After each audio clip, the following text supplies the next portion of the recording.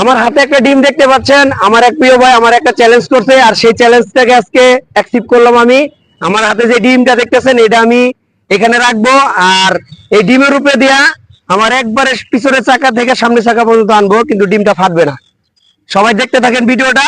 এই যে ডিমটা এখন সামনের চাকার এখানে রাখতেছি, আল্লাহ ভালো জানে ডিমটাকে বাঁচাতে পারি। চেষ্টা করলে সবকিছু সম্ভব, চেষ্টার উপরে অনেক কিছুই ডিপেন্ড করে। আমরা হয়তো চেষ্টা করতে চাই না, এই জন্য আমাদের অনেক কিছু হয় না। বিদেশিরা চেষ্টা করে, সেজন্য বিদেশিরা সফল হয়।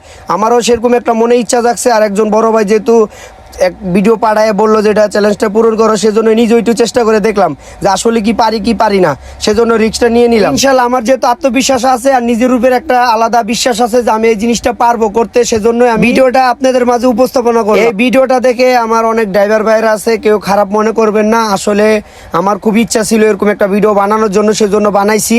আর আমার এক বড় ভাই, সেও একটু আমাকে আগ্রহিত করছে যে এই ভিডিওটা তুমি বানাও, পারো কিনা দেখি, সেজন্য ভিডিওটা বানানো।